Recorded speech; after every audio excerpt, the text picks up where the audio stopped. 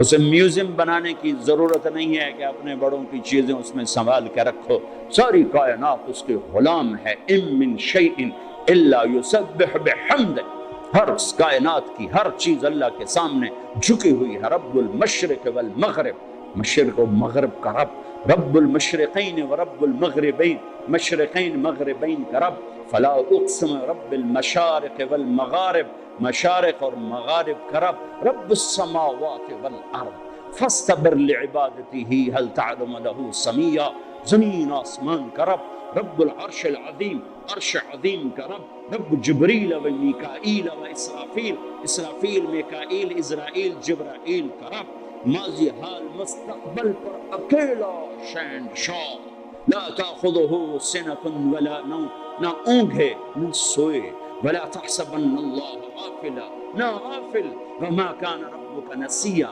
نہ بھولے، لا یضل ربی، نہ غلط فیصلے کرے، ولا ینسا، اور نہ وہ بھولے، للہ المشرق والمغرب فاینما تولوا فثم وجہ اللہ، جہاں چلے جاؤ اللہ کی شہنشاہی سامنے ہے، جدھر منہ کرو اللہ کی شہنشاہی سامنے ہے۔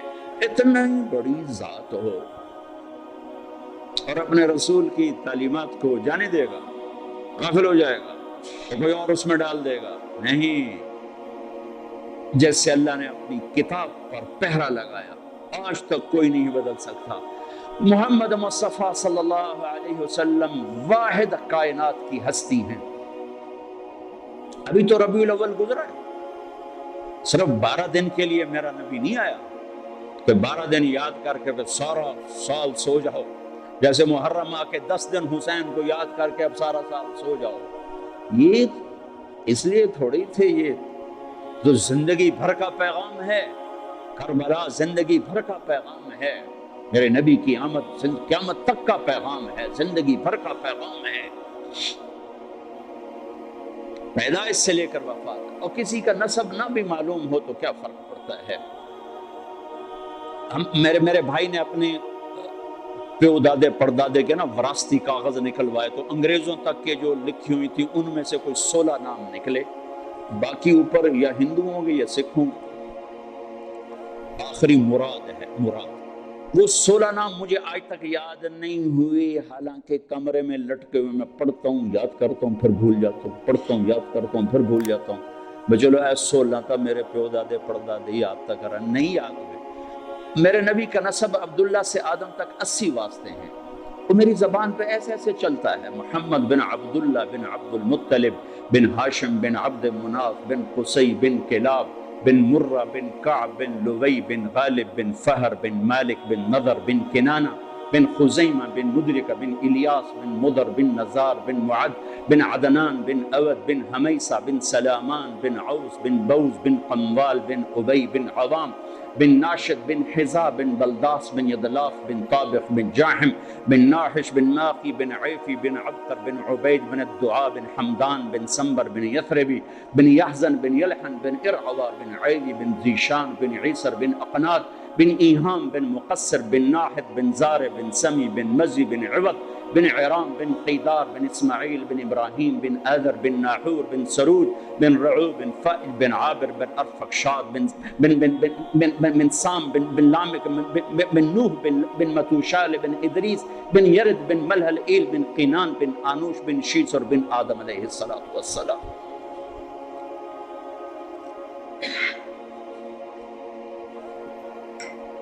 یہ اللہ کا حفاظتی پہرا ہے۔ میں اپنے 16 دادے نہیں یاد کر سکتا، 20 باری پڑھیں 100 باری نہیں یاد ہوئے، یہ کیوں یاد ہے؟ یہ 80 واسطے، یہ کیوں یاد ہے؟ اللہ کا حفاظتی نظام ہے۔ میرا نبی کسی کو بلاتے کیسے تھے؟ اگر ہمیں نہ معلوم ہے تو کوئی فرق پڑتا ہے؟ اب ادھر آؤ، اتنا ہی تو کہنا ہے۔ آپ یوں کرتے تھے عزیز، یوں نہیں کرتے تھے، یوں نہیں کرتے تھے، انگلی نہیں اٹھاتے تھے، پورے ہاتھ کا اشارہ فرماتے تھے، پورے ہاتھ کا اشارہ فرماتے تھے۔ کوئی آپ کو دائیں بائیں سے خطاب کرتا تو آپ گردن ٹیڑھی کر کے نہیں جواب دیتے تھے، جی بولیے۔ کوئی آپ کو دائیں سے بلاتا تو آپ پورا مڑتے تھے، بس۔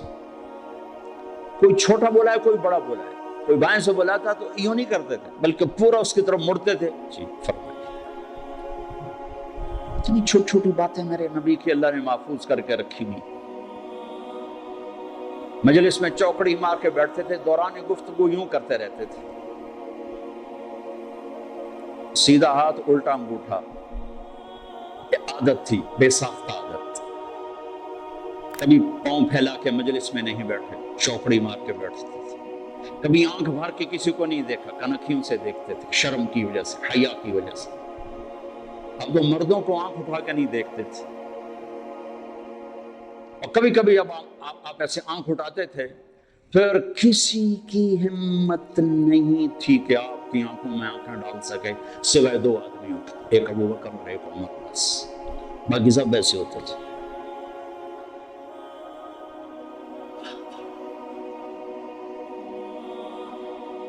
آپ کی بکریاں اگر ہمیں نہ معلوم ہو تو کوئی فرق پڑتا ہے؟ لیکن جس سے عشق ہوتا ہے نا, اس کی ہر شے آدمی سنبھال کے رکھتا ہے. تو ہم نے اپنے ابے کی اچکن آج بھی سنبھال کے رکھی, شیروانی. تو اللہ نے اپنے حبیب سے پیار کیا, اس کی ہر شے سنبھال کے رکھی ہے. عجوہ, سقیہ, زمزم, برکہ, ورثہ, اطلال, اطراف, قمرا, غیثا, یہ میرے نبی کی 9 بکریاں تھیں, یہ نام ہے. ایک بکرا تھا, اس کا نام تھا یمن. اس میں ایک بکری جس کا نام ہے قمرا, وہ آپ کی زندگی میں مر گئی. ازبا, شہبا, جدا, اسوا, یہ میرے نبی کی اونٹنیوں کے نام ہیں. جس دن آپ کا انتقال ہوا, ازبا نے چارہ پانی چھوڑ دیا اور روتے روتے روتے روتے مر گئی. آپ کے 2 خچر ہیں, ایک کا نام ہے دلدل, ایک کا نام ہے فضہ. آپ کے 2 گدھے تھے, ایک کا نام ہے عفیر, ایک کا نام ہے یعفور. جس دن آپ کا انتقال ہوا, یعفور مدینے کی گلیوں میں رسی توڑا کے چیختا تھا اور بھاگ, چیختے چیختے چیختے ایک کنویں میں چھلانگ ماری اور مر گیا. جس کے لیے جانور تڑپ اٹھے, آج اس کی امت کو یہ بھی نہیں پتا میرا نبی تھا. میں نے ایک گاؤں میں 20 نوجوانوں سے پوچھا, او بھائی ہمارے نبی کا نام کیا جی؟ پتہ کوئی نام نہیں پتا.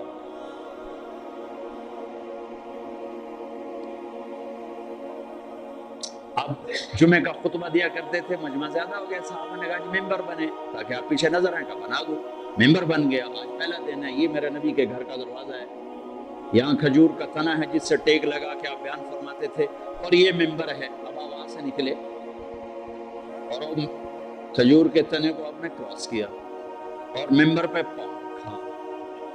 کھجور کا خشک بے جان تنا, حن حنین العشاء, ایسے چیخا جیسے حاملہ اونٹنی چیخ مارتی, دڑ دڑ دڑ دڑ دڑ ہل ہل کے رونے لگا.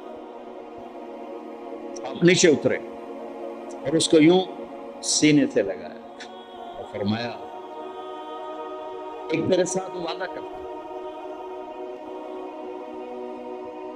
تو چپ ہو جا, مجھے ممبر پہ جانے دے کہ لوگوں کو ضرورت ہے پیچھے مجھے دیکھنے کی. میں تیری جدائی کے بدلے وعدہ کرتا ہوں تمہیں جنت کا درخت بنوا دوں گا اور جنتی تیرے میوے کھائیں گے. تو وہ آہستہ آہستہ چپ ہوا. پھر اس کی ہچکیوں کی آواز آ رہی تھی, یہ آواز آ رہی, تو پھر ایک دم زمین پھٹی اور وہ اس میں غائب ہو گیا. اور میرے نبی کا وعدہ سچا ہو گیا. سب کی آنکھوں کے سامنے اللہ نے اسے اٹھا کے خوب پہنچایا جنت. بھائیو, ہم نے صرف درود پڑھنے کے لیے اپنا نبی رکھا ہوا ہے. بابا نبی پہ درود پڑھ دو بھائی, اس کو بطور رہبر مانے کوئی نہیں, بطور قائد مانے کوئی نہیں.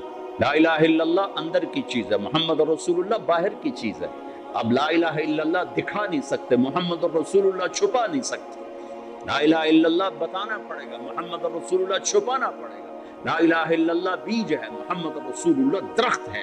لا الہ الا اللہ جڑ ہے, محمد رسول اللہ شجر ہے. لا الہ الا اللہ اندر میں جاتا ہے, محمد رسول اللہ باہر نکلتا ہے. جتنا لا الہ الا اللہ اندر جاتا ہے اتنا محمد رسول اللہ باہر نکلتا ہے. جتنا اس کی جڑیں گہری ہوتی ہیں اتنا اس کا سایہ طاقتور ہوتا ہے, گھنا ہوتا ہے, پھلدار ہوتا ہے, پھولدار ہوتا ہے, خوشبودار ہوتا ہے. لا الہ الا اللہ پاسپورٹ ہے, محمد رسول اللہ ویزا ہے.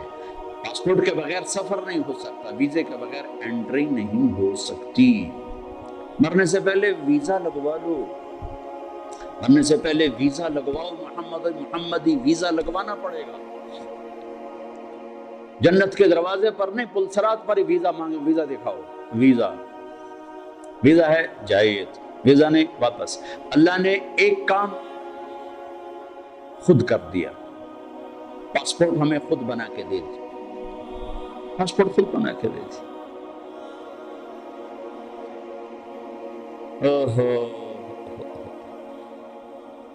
ہماری جماعت تھی سوات میں، تو ایک نوجوان کو ایک ساتھی نے دعوت دی، وہ چپ کر کے سنتا رہا۔ جب بات ختم ہوئی کہنے لگا حضرت جی میں ہندو ہوں، مسلمان نہیں ہوں۔ آپ خوش قسمت ہیں، آپ مسلمان ہیں، مجھے پتا ہے میرا مذہب کچھ نہیں، پتھر اپنے ہاتھوں سے لاتے ہیں، اسی کی پوجا شروع کر دیتے ہیں، لیکن اگر میں مسلمان ہوں تو مجھے 70 رشتے توڑنے پڑیں گے اور کوئی ایک مسلمان مجھے سہارا دینے کے لیے نہیں آئے گا۔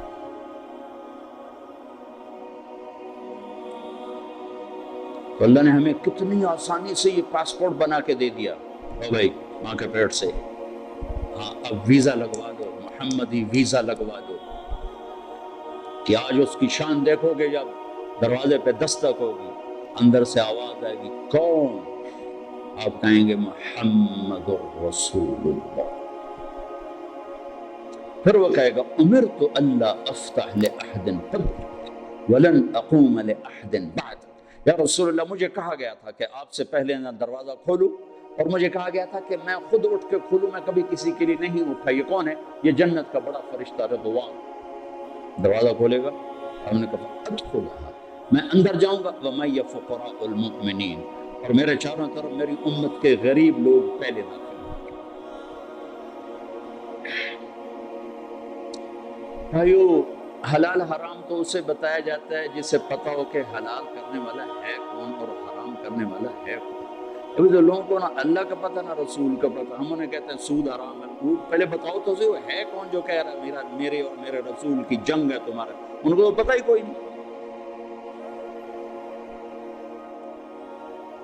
جس کی طاقت کا پتہ ہوتا ہے اس کے آگے کون کھڑا ہوتا ہے؟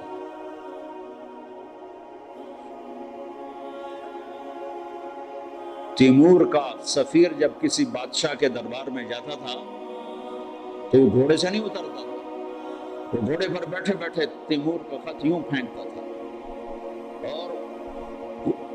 اور جو اس ملک کا بادشاہ نیچے اتر کے جھک کے وہ خط اٹھاتا تھا، کہ اس کم وقت کی طاقت کا سب کو پتا تھا کہ وہ کیا بلا ہے۔ دنیا کا آخری فاتح ہے تیمور، تیمور کے بعد فاتح کوئی نہیں آیا، آخری فاتح تیمور ہے۔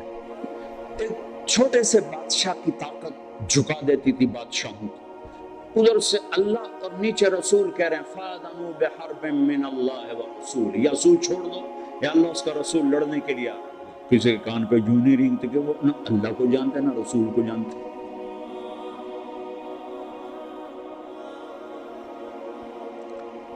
اللہ اس کے رسول کا تعارف ضروری، میں اس لیے پہلے اللہ رسول کا تھوڑا سا تعارف، وہ ہیں کون جن کو جو کہہ رہے ہیں سود حرام ہے، جو کہہ رہے ہیں جھوٹ حرام ہے، جو کہہ رہے ہیں زنا حرام ہے، جو کہہ رہے ہیں کفر حرام ہے، شرک حرام ہے، وہ ہیں کون؟ میں نے فیصل آباد کے تاجروں میں بیان کیا، ابھی یہ میزان بینک اتنا زیادہ نہیں ظاہر ہوا تھا، تو میں تاجروں میں تھوڑی سی بات کر دیتا تھا، بھائی سود کے بغیر آپ تجارت چلو، تو ایک بہت بڑی پارٹی کا چیئرمین آ کر میرے گلے لگ گیا کہ سود کے بغیر کام ہو ہی نہیں سکتا، کر کے دکھاؤ، تمہاری کپاس کون خریدے گا سود نہ ہو، سود کے بغیر تمہاری کپاس کون خریدے؟ میں کہا میری تو بک جاوے گی تو اپنی فکر کر۔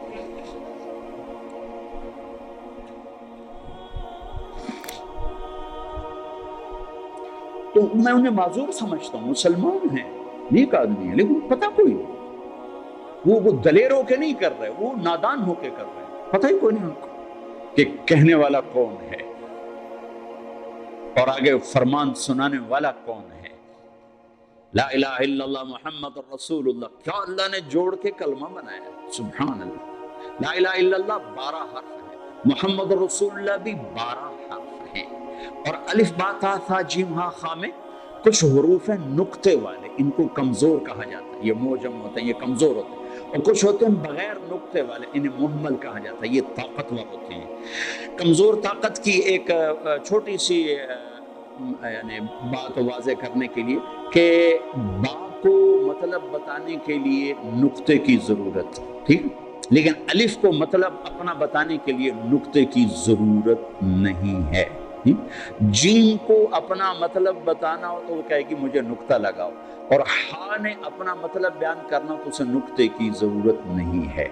پھر 2 نقطے لگ جائیں تو اور کمزور پڑ جاتا ہے، 3 نقطے لگیں تو اور کمزور پڑ جاتا ہے۔ یہ میں نے صرف ایک مثال سے آپ کے سامنے یہ بات واضح کرنے کی کوشش کی ہے کہ نقطے والے حروف کمزور ہوتے ہیں اور بغیر نقطے والے حروف طاقتور ہوتے ہیں۔ جب مالک الملک نے اپنے لیے نام چنا تو اللہ، کوئی حرف نقطے والا نہیں لایا، اور جب اپنے حبیب کے 2 نام رکھے تو محمد، احمد، کوئی نقطے والا حرف نہیں لایا، اور جب اپنا کلمہ جوڑا تو ایک حرف نقطے والا نہیں لایا، لا الہ الا اللہ محمد الرسول اللہ۔ اور لا الہ الا اللہ بھی 12 حرف ہیں اور محمد الرسول اللہ بھی 12 حرف ہیں۔ اور میرے نبی نے مثال دے کر کہا کہ اس ذات کی قسم جس کے قبضے میں میری جان ہے، 7 زمینیں، 7 آسمان، ان کے سمندر، دریا، پہاڑ، جنگل، درند، پرند، چرند، اور عرش، فرش، لوح، قلم، کرسی، جنت، جہنم، جبریل، میکائیل، یہ تو میں تفصیل کر رہا ہوں، اسرائیل، اسرافیل، اور ساری کائنات اللہ کے سوا ایک پلڑے میں رکھو اور لا الہ الا اللہ لکھ کر دوسرے میں رکھو، لرجحت بہن لا الہ الا اللہ، تو ذات کی قسم جس سے قبضے میں میری جان ہے، لا الہ الا اللہ سب کو ہوا میں اٹھا دے۔ یہ ہمارے دل میں ہے، یہ ہماری زبان سے جھوٹ کو نہیں اٹھا رہا، ہماری آنکھوں سے غلط دیکھنے کو نہیں اٹھا رہا، ہمارے کانوں سے غلط سننے کو نہیں اٹھا رہا، اندر کے بغض کو نہیں نکال رہا ہے، کہ نہ اللہ کا پتہ ہے نہ محمد کا پتہ ہے صلی اللہ علیہ وسلم۔ تو ہمیں ضرورت ہے اللہ اس کے رسول کی ذات کے تعارف کی، کہ ہم جانے تو صحیح ہیں کون، کہنے والا کون ہے۔ تو پہلا نقش لا الہ الا اللہ وہ دھندلا ہو گیا ہے، محمد الرسول اللہ یہ پہلا نقش ہے، یہ دھندلا ہو چکا ہے، تو سارا بازار جھوٹ پہ چلا گیا، سود پہ چلا گیا، کھوٹ پہ چلا گیا، ظلم پہ چلا گیا، ستم پہ چلا گیا۔ ساری سیرت میں سے 3 چیزیں میں نے نکالی ہیں، عروج و زوال کے 3 اسباب ہیں۔ جس قوم میں عدل ہوگا، جس قوم میں سچائی ہوگی، جس قوم میں دیانت ہوگی، انہیں زوال نہیں آ سکتا، چاہے وہ مسلمان ہے چاہے وہ دہری ہے۔ دہری ہے کوئی مزہ والا نہیں، اللہ کو مانتا ہی نہیں ہے، اگر ان میں عدل ہے، اگر ان میں سچائی ہے، اگر ان میں دیانتداری ہے، انہیں زوال نہیں آ سکتا۔ آخرت کا فیصلے آگے ہیں، دنیا میں انہیں زوال نہیں آ سکتا، ان پہ کوئی غالب نہیں آ سکتا۔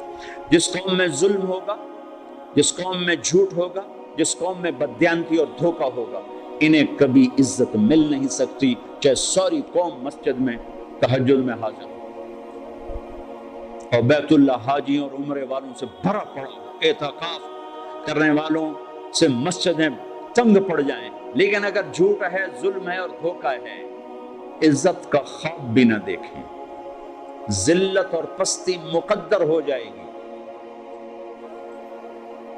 میرے نبی ایک پورا زندگی کا پروگرام لے کر، صرف 5 وقت کی نماز تھوڑے لے کر آئے، تو 2 گھنٹے کا کام ہے، باقی کیا کریں۔ اللہ تعالیٰ کہ میں اپنے حبیب کو الیوم اکملت لکم دینکم واتممت علیکم نعمتی ورضیت لکم الاسلام دینا، ایک مکمل پیکج دے کر بھیجا کہ میرے حبیب یہ زندگی ہے جو تم کو پتہ ہی نہیں، پتہ ہی کوئی۔ اس کا ایک سرا اللہ سے ملتا ہے جس کو عبادت کہتے ہیں، دوسرا سرا انسانوں سے ملتا ہے جس کو اخلاق کہتے ہیں۔ انہی 2 کی دعوت دیتے دیتے آپ دنیا سے چلے گئے۔ السلام ما ملکت ایمانکم، اے میری امت، ایک نماز نہ چھوڑنا، ایک ماتحتوں پہ رحم کرنا، اپنے ماتحتوں پر رحم کرنا، اپنے غلام، نوکر، ملازم، کمزور پہ رحم کرنا۔ سارا میرے نبی کا دین 2 چیزوں میں آتا ہے، ایک اللہ کا حق ہے جس میں عبادات ہیں، مختصر سا وہ چیپٹر ہے، 5 نمازیں ہیں اور 1 مہینے کے روزے ہیں، اور اس کے بعد حج اور زکوٰۃ مالداروں پر ہے، غریبوں پر ہے ہی کوئی نہیں۔ پھر حج بھی صرف صحت مند مالدار پر ہے، جو جانے کے قابل نہیں، اس سے بھی اللہ معاف فرماتا ہے۔ لیکن باقی 24 گھنٹے کی زندگی میں میرا نبی ایک پورا دستور لے کر آیا ہے۔ معاشرہ چلتا ہے میاں بیوی سے، ماں باپ سے نہیں۔ میاں پہلا رشتہ میاں بیوی کا اللہ نے بنایا، پہلا رشتہ میاں بیوی کا بنا، آدم اور حوا، اور آخری رشتہ بھی میاں بیوی کا بنے گا۔ جنت میں جوڑا جوڑا میاں بیوی رہیں گے، اکٹھے ہوں گے سارے، وَمَنْ صَلَحَ مِنْ آبَائِهِمْ وَأَزْوَاجِهِمْ وَذُرِّيَّاتِهِمْ، اکٹھے ہوں گے۔ لیکن جنت کی شروع بھی میاں بیوی ہے اور جنت کا اینڈ بھی میاں بیوی ہے۔ ابتدا بھی میاں بیوی سے کروائی آدم حوا، اور انتہا بھی میاں بیوی سے کروائی کہ ہر آدمی جنت، اور جو یہاں بغیر شادی کے مر جاتے ہیں اللہ تعالیٰ ان کے وہاں اپنی ثوابدید پر ان کے نکاح کروائے گا اور ان کی شادی۔ کچھ عورتیں بغیر لڑکی ہوتی ہیں جوانی میں مر گئے، کوئی لڑکے جوانی میں مر گئے، کوئی شادی نہیں ہوئی مر گئے، تو اللہ تعالیٰ ان کی جنت میں خود شادیاں کروائے گا۔ تو زندگی کی جو ابتدا ہے وہ میاں بیوی سے ہوتی ہے۔ تو پہلا جو معاشرت میں دین کا سبق ہے وہ میاں بیوی کا ہے۔ تو میرے نبی نے فرمایا خیرکم خیرکم لأہلہ، بہترین مسلمان وہ ہے جو بیوی سے اچھا سلوک کرتا ہے، وَأَنَا خَيْرُكُمْ لِأَهْلِي، اور میں تم سب سے زیادہ اچھا سلوک کرتا ہوں اپنی بیویوں کے ساتھ۔ پھر کہا خیرکم خیرکم لِنِسَائِهِ، سب سے بہترین انسان وہ ہے جو عورتوں سے اچھا سلوک کرتا ہے۔ یہاں سے گھر کو شروع کیا۔ گھر کی ابتدا، کائنات کی ابتدا بھی میاں بیوی ہے، انتہا بھی میاں بیوی ہے۔ معاشرت کا دین خوشبو کی طرح پھیلتا ہے، خوشبو کی طرح۔ عبادات کا دین بنیاد کا کام دیتا ہے، اور معاشرت کا دین وہ عمارت کا کام دیتا ہے۔ عبادات کا دین جڑ کا کام دیتا ہے، اور معاشرت کا دین سایہ، پھل، پھول، خوشبو، مہک کا کام دیتا ہے۔ تو میرے نبی نے 11 شادیاں کی، کوئی شوق کی تھی؟ 25 سال کا نوجوان 40 سال کی عورت سے شادی کر سکتا، جس عورت کے 2 نکاح ہو چکے ہوں پہلے، اور ہر نکاح سے اولاد بھی ہو، ہر شادی سے اولاد ہو، 40 سال کی عمر ہو، 2 شادیاں ہو چکی ہوں، اور شادی کرنے والا 25 برس کا خوبرو نوجوان ہو۔ حضرت غامدیہ کہتی ہیں، خزائیہ، ام معبد الخزائیہ آپ کا حلیہ بیان کرتے ہوئے فرماتی رأیت رجلا ظاہر الوضاء ابلج الوجه حسن الخلق لم تعبه ثجل لم تزری به صعدا وسیم قسیم حسین، کیا الفاظ فی عینیہ دعج فی صوته سحل فی لحیته کثافہ فی عنقه سطع۔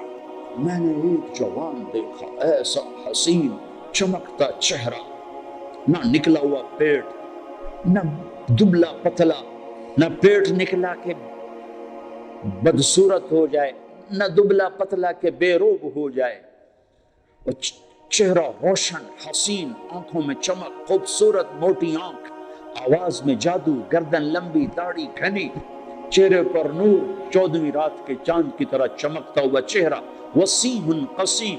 یہ 2 لفظ عجب کہے ہیں، 2 لفظ عجب کہے ہیں۔ وسیم، وسیم کسے کہیں؟ جسے دیکھ کر آنکھ نہ بھرے اور ہر دفعہ دیکھنے کا شوق بڑھ جائے، اسے وسیم کہتے ہیں۔ اور قسیم کسے کہیں؟ جو ہر طرف سے خوبصورت ہو، سر سے لے کر پاؤں تک، ناخن کے انگوٹھے سے سر کے بال تک حسن ہی حسن کا پیکر ہو، اسے قسیم کہتے ہیں۔ تو کائنات میں حسین بہت آئے، وسیم ایک ہی آیا، خوبصورت بہت آئے، قسیم ایک ہی آیا، وہ ہے محمد رسول اللہ صلی اللہ علیہ وسلم، جن کو دیکھ کے آنکھ نہیں بھرتی تھی، اور ہر طرف سے حسن ہی حسن۔ 40 سال کی عورت سے شادی ہوئی اور پوری جوانی ایک عورت کے ساتھ گزارتی۔ 50 سال آپ کی عمر ہوئی تو حضرت خدیجہ کا انتقال ہو، 65 سال کی عمر کی عمر، اور اس کے بعد شادیوں کی لائن لگ گئی۔ معاشرت سمجھانی تھی، زندگی سمجھانی تھی۔ آپ نے فرمایا ما زوجت وما تزوجت الا بوحی من السماء اتى به جبرائیل، کہا میں نے کسی بیٹی کی شادی نہیں کی اور کوئی شادی نہیں کی جب تک کہ اوپر سے حکم نہیں آیا، اور جبریل لے کر آیا۔ آپ نے فرمایا ما تزوجت وما زوجت الا اہل الجنہ، میں نے کسی عورت سے شادی کی ہو، میں نے اپنی بیٹی کی کسی سے شادی کی ہو، سب کے لیے میرے اللہ کا فرمان ہے کہ سب جنتی ہیں۔ تو 25 سال کی عمر میں 40 سال کی عورت سے شادی کا کیا تک بنتا ہے؟ اور حسن ایسا کہ دیکھنے والے آنکھ نہ بھرے۔ ایسا عائشہ کپڑا سی رہی تھی، سوئی گر گئی، تو وہ کمرے میں ایسی روشنی نہیں کہ ان کو سوئی نظر آئے، تو وہ ایسے ایسے ٹٹول رہی تھی۔ اتنے میں آپ کمرے میں داخل ہوئے تو آپ کے چہرے کے نور سے سوئی چمکنے لگی۔ عکس پڑتا ہے نا، تو جو ایسی ہستی ہو وہ تو 25 سال کا ہے تو 20 سال کی لڑکی تلاش کرے اپنے لیے۔ 40 سال 50 سال کی عمر میں حضرت خدیجہ جدا ہوئی آپ سے، جب آپ 50 سال کے تھے تو اس کے بعد شادیوں کی لائن لگ گئی۔ الا بوحی من السماء اتی بہ جبریل، کہ ہر شادی آسمان سے وحی آئی۔ جب آپ نے حضرت فاطمہ کا نکاح فرمایا تو مجمع کو مسجد میں جمع فرمایا کہ لوگو، جبریل میرے پاس اللہ کا پیغام لائے ہیں کہ میں فاطمہ اپنی بیٹی کا نکاح علی سے کر دوں، لیکن میں قربان جاؤں شریعت مصطفیٰ پر، آسمان سے وحی آئی ہے لیکن گئے ہیں فاطمہ سے پوچھنے، بیٹی علی کا رشتہ آیا ہے، تیرا نکاح کر دوں۔ اور ہمارے یہاں بیٹیوں سے پوچھنا عیب سمجھا جاتا ہے، اور بیٹی کوئی رائے دے دے تو کہتے بڑی بے حیا۔ آسمان سے وحی آ چکی ہے کہ علی کے ساتھ فاطمہ کا نکاح کیا جائے، پھر میرے نبی پوچھنے جا رہے ہیں، فاطمہ علی کا پیغام آیا ہے، تیرا نکاح کر دوں؟ جب انہوں نے ہاں کہا، پھر جا کر کہا جاؤ مجمع اکٹھا، پھر لوگوں کو اکٹھا فرمایا، پھر ممبر پہ کھڑے ہو کے فرمایا کہ لوگوں، میرے اللہ نے مجھے جبریل پیغام لے کر آئے کہ میں اپنی بیٹی فاطمہ کا نکاح علی سے، علی کو سامنے بٹھایا اور سارا مجمع کا، پھر اپنے خطبہ پڑھ کے کہا، علی میں نے 400 درہم مہر کے عوض اپنی بیٹی فاطمہ بنت محمد کو تیرے نکاح میں دیا، تو نے قبول کیا؟ تو انہوں نے زور سے کہا میں نے قبول کیا، اور سجدے میں سر رکھ دیا اور زور سے یہ دعا پڑھی، رب اوزعنی ان اشکر نعمتک التی انعمت علی وعلی والدی۔ اس پر آپ نے کہا آمین۔ پھر آپ نے سارے مسجد میں کے حاضرین کو شہد کا شربت پلایا، کھجور کھلایا۔ سبحان اللہ، کیا پیاری زندگی ہے، کیا خوبصورت زندگی ہے۔ اس سے زیادہ عورت کے حقوق اور کیا کوئی بیان کرے گا۔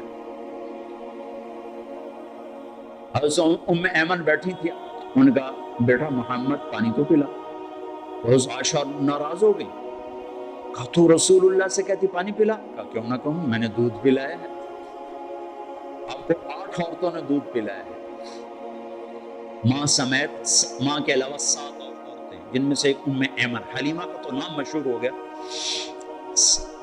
6 اور بھی، ان میں ام ایمن بھی ہے۔ تو کہا میں نے دودھ پلایا ہے، تو آپ جلدی سے اٹھے، گلاس اٹھایا، کہا ہاں ہاں عائشہ یہ میری ماں ہے۔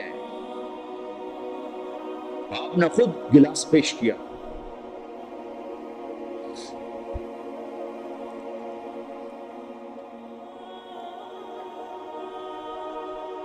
تو چونکہ زندگی گھر سے شروع ہوتی، دفتر سے نہیں، گھر سے شروع ہوتی۔ ہمارے ایک استاد بڑے شفیق تھے، لیکن جب آگے کبھی ڈانٹنا شروع کرتے ہم کہتے لگتا ہے استاد جی گھر دینا لڑتے آئے ہوئے، اور ہم دائیں بائیں سے خبر لیتے تو تقریباً وہ خبر سچی ہوتی تھی۔ لڑائی گھر میں اور غصہ ہم پہ نکل رہا۔ جب آدمی کا گھر ڈسٹرب ہوتا ہے تو پھر دفتر بھی ڈسٹرب ہوتا ہے۔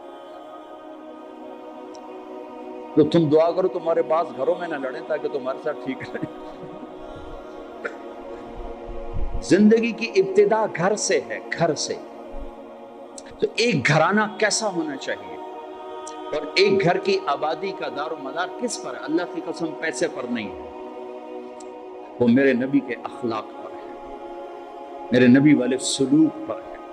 چونکہ زندگی چیزوں کا نام نہیں ہے، میزان بینک کا نام زندگی نہیں ہے، معیشت کا نام زندگی نہیں ہے، زندگی احساسات کا نام ہے۔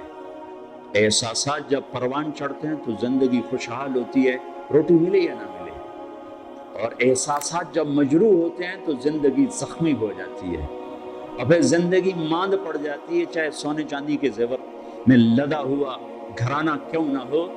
جب احساسات بکھرتے اور ٹوٹتے ہیں تو زندگی تباہ ہو جاتی ہے، جب احساسات پروان چڑھتے ہیں تو زندگی آباد ہو جاتی ہے، اور احساسات کو پانی ملتا ہے نبی والے اخلاق سے، زیور سے نہیں، پیسے سے نہیں، ڈگری سے نہیں۔ تھوڑی دیر پہلے ایک خاتون ملی اور پھوٹ پھوٹ کے رونے لگی، اربوں پتی آدمی کی بیگم، کہ میں اس دولت کو کیا کروں، میرے خامند کو سلوک ہی میرے ساتھ اچھا نہیں، میں اس دولت کو کیا کروں۔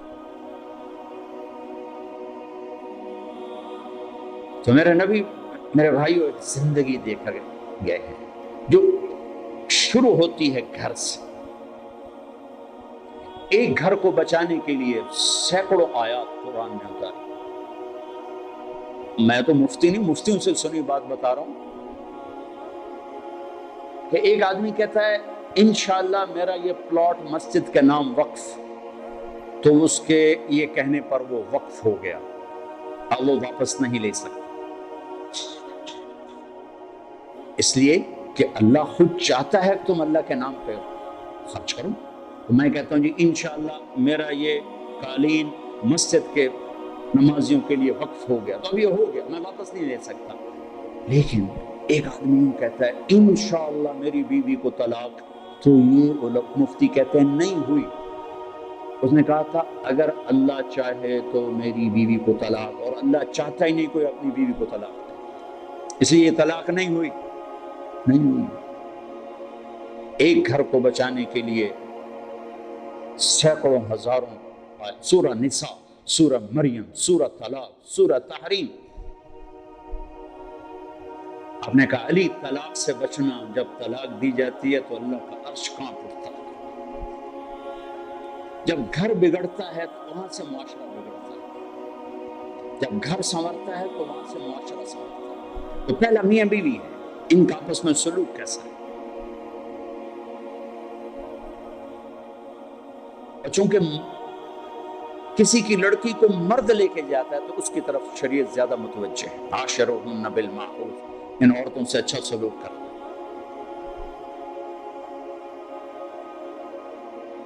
ان سے حسن سلوک، ان سے میٹھا بول، ان سے درگزر، کمزور سے کیا لڑو۔ ایک نوجوان آیا کہنے لگا جی بیوی سے جھگڑا رہتا ہے، کوئی وہ دو مجھے، کوئی تویز دو۔ میں نے کہا بیویوں پہ تویز چلتے ہی نہیں۔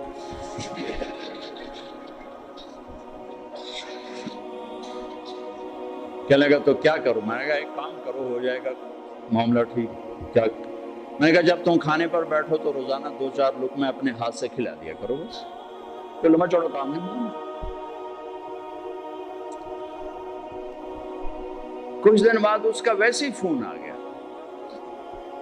تو مجھے اپنی بات یاد آ گئی۔ میں نے کہا میری بات پہ عمل کیا تھا؟ کہنے کا نہیں۔ میں کیوں؟ کہنے کا شرم آتی۔ میں نے کہا لڑتے ہوئے شرم نہیں آتی؟ بھائی کمزور سے بھی کوئی لڑتا ہے۔ اپنے گامے پہلوان کا نام سنا؟ گاما پہلوان، یہ رستم زمان کا ٹائٹل اس نے لندن میں اس کو تاج پہنایا گیا تھا۔ ایک امریکہ کا پہلوان تھا زبسکو، اس کو اس نے ہرایا تھا 2 گھنٹے کی کشتی کے بعد، تو پھر اس کو یہ ٹائٹل ملا تھا۔ یہ اندرون شہر لاہور میں رہتا تھا، تو سبزی لے رہا تھا تو وہ بھاؤ تاؤ پہ کوئی بات بڑھ گئی تو سبزی والے نے گلاس اٹھا کے مارا گامے کو، تو اس کے لگا یہاں تو خون نکل آیا، تو اس نے پگڑی کھولی اور یوں نیچے سے اس کو بل دے کر یوں باندھی اور چل پڑا۔ تو لوگوں نے کہا پہلوان جی اے مڑ کو جیا بندہ تانوں مار گیا، وہ تسی چپ کر کے ٹر پئے ہو؟ وہ کہنے لگا ماڑے نوں ماردیاں شرم ہوندی۔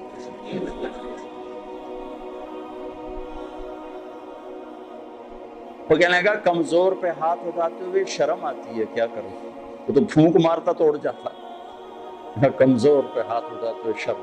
میں کہا بے وقوف ہو، اور تمہیں لڑتے ہوئے شرم نہیں آتی؟ چلو جا کے میری بات پہ عمل کرو۔ 1 گھنٹے بعد اس کا فون آیا، کہا مولوی صاحب عجب ہوا۔ کیا ہوا؟ کہ میں نے لقمہ منہ میں ڈالا دا منہ تھے کھلے ہی رہ گیا.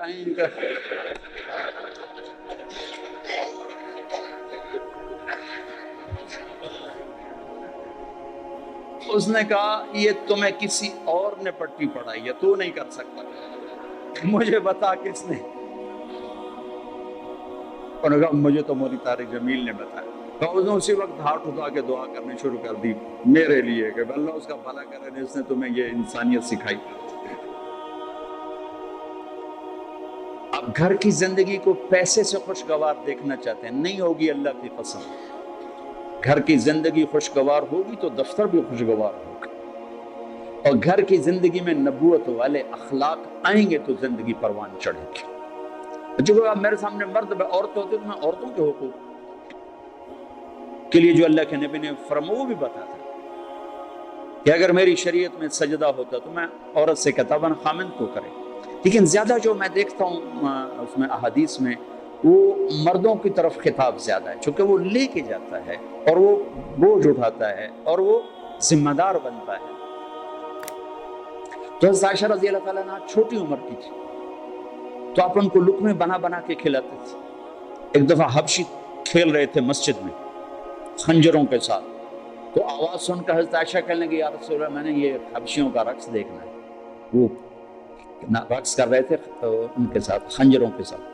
ہمارے بچپن میں ہمارے دیہاتوں میں ہوتا تھا, چھوٹے چھوٹے ہم تھے تو اس وقت ہمارے یہ جب ٹیلی ویژن نہیں ہوتے تھے تو ہم مغرب کے بہت سارے چاندنی راتوں میں کھیتوں میں بیٹھ جاتے تھے بڑے چھوٹے. تو پھر یہ اس کو ہم گتکا کہتے تھے, گتکا. تو ہم نے کہا اچھا آ جاؤ, تو ان کو پیچھے کھڑا کیا, اونٹ بن گیا اور آپ سامنے کھڑے ہو کر تماشا دکھانا شروع کر دیا. ورنہ آپ کہتے تو نبی کی بیوی ہو کر لا یا نہیں کر دی, چل بیٹھ قرآن پڑھ. کھڑے کھڑے آپ تھک گئے. ہم نے کہا عائشہ بس نہ کریں, کہنے کہ نہیں بس نہیں, ابھی میرا دل نہیں بھرا. تو پھر آپ کھڑے کھڑے آپ یوں سہارا لے رہے تھے, تھک کے نا, کھڑے کھڑے یوں ہو جاتے, پھر تھوڑے بعد یوں ہو جاتے, چپ تھک, پھر تھوڑے بعد یوں ہو جاتے, جب تک حضرت ام عائشہ نے نہیں فرمایا بس آپ کھڑے رہے. یہ کائنات کے افضل ترین ہستی رحمت للعالمین. پھر دوسری اکائی بنتی ہے ماں باپ. اس کو ماں اور باپ کا روپ انسان دھارتا ہے. تو پہلا حق اولاد کا ہے, پہلا حق ماں باپ کا نہیں. کہ اس کو تو پتہ نہیں جو گود میں ہے کہ میری ماں کون ہے میرا باپ کون ہے. اسے صحیح تعلیم دینا اور اسے انسانیت سکھانا ماں باپ کے ذمہ ہے. سکھائیں اسے اے لیول او لیول ہو, توقع کرے کہ اماں ابا کو بھی مانے, تو کیسے مانے گا. ایک شخص آیا حضرت عمر کے پاس, کہا یہ میرا بیٹا بڑا نافرمان ہے. تو عمر رضی اللہ تعالیٰ نے اٹھایا کوڑا مارنے کے لیے. انہوں نے کہا یہ میری بات سن. کیا کہا ماں پیو کا بھی بڑا حق ہے, پر کوئی اولاد کا بھی حق ہے. آپ نے کہا ہاں, تو ذرا بتا دیں. تو فرمایا پہلا حق ہے کہ اچھی ماں دے, دوسرا حق یہ ہے کہ اس کا نام اچھا رکھے, تیسرا حق یہ کہ اس کو قرآن کی تعلیم دے. تو کہا پھر آپ میرے ابا کی کارگزاری سنو.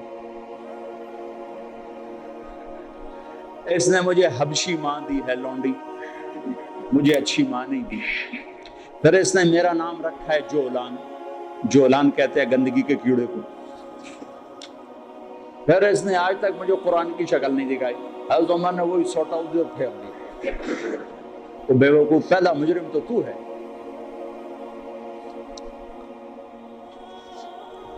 وہ تو ایک پتھر ہے, اس کو تراش خراش کی ضرورت ہے, نہ تراشیدہ وہ پتھر ہے. تو پہلی گود ماں باپ ہیں. اب ماں باپ اتنا وقت نکالیں کہ بچوں کے ساتھ کانفرنس ہو, بیٹھنا ہو. اس کو کاروبار سے فرصت نہیں, وہ تھک تھکا کے آتا ہے, وہ کیسے کاؤنسلنگ کرے بیوی کے ساتھ بچوں کے ساتھ. اور ذہن سازی سب سے پہلا کام ماں باپ کا ہے, استاد کا نہیں. استاد تو بعد میں آتا ہے, پہلا درس ماں باپ کا ہے. اگر انہوں نے اس کو ٹائم نہیں دیا تو یہ جنگل کا ایک درخت بن جائے گا, اور اگر اسے ٹائم دیا تو باغ کا پودا بنے گا. اس کی تراش خراش. اور زندگی بھر دھکے کھائے ہیں، سیرت کو پڑھ کے اور تجربوں سے دیکھا ہے، نصیحت تھوڑی ہو محبت زیادہ، ماں باپ پر نصیحت غالب ہوتی پھر وہ اوور ڈوز ہو جاتا ہے،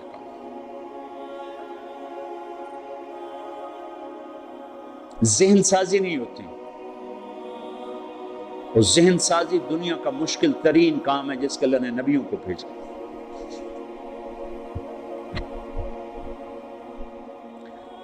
اب مصیبت یہ ہے کہ جس نے ادھار بیچا ہو، ادھار خریدا ہو، وہ گھر میں حاضر ہو کے بھی غیر حاضر ہوتا۔ ہماری ساری تجارت تو چلی گئی ادھار، اور ہوس زیادہ ہے، اسباب تھوڑے ہیں، تمنا زیادہ ہے، اسباب تھوڑے ہیں، تو ذہن فارغ ہی نہیں ہوتا۔ کن قانعا تکن اغنى الناس، قناعت اختیار کر سب سے بڑا غنی بن جا۔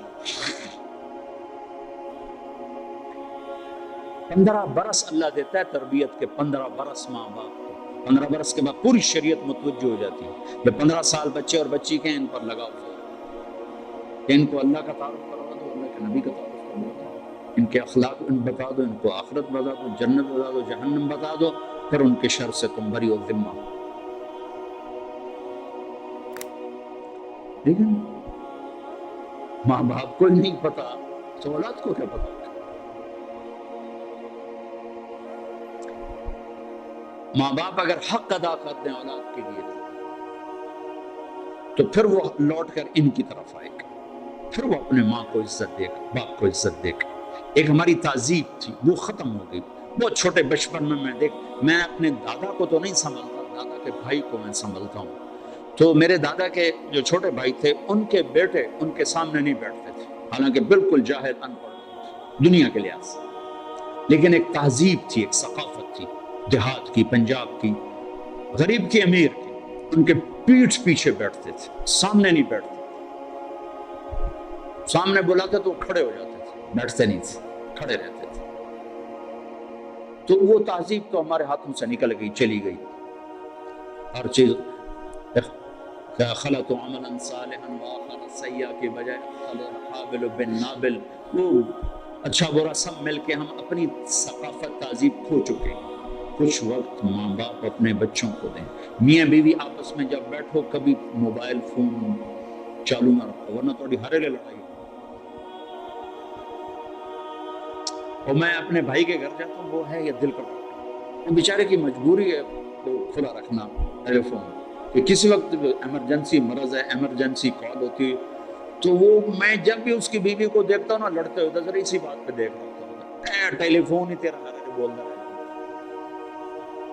اگر میں کی کروں، میری مجبوری، کوئی پیچھو مردہ پہ ہو تو میں کی کروں۔ تو آپ لوگوں کے تو کوئی ایمرجنسی نہیں نا، جب میاں بیوی بچے بیٹھو فون بند کر دیا کرو، نہیں تو اس کی ٹان تو ہماری ساری زندگی غارت کر دی۔ اس فون نے اخلاق برباد کر دی، گھروں کا سکون چھین لیا۔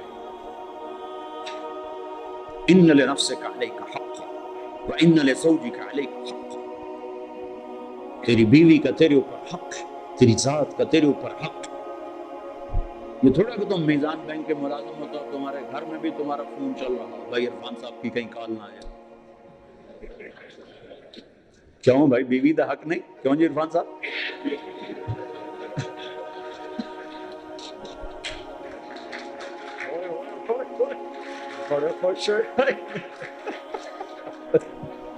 بند کرو فون جب بچوں کے پاس بیٹھو۔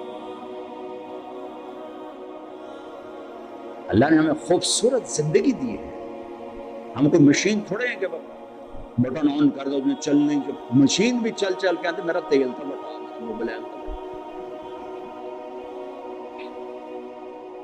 میرا اپنے نبی کی پاکیزہ سیرت پڑھو کہ آپ نے زندگی کیسے گزاری۔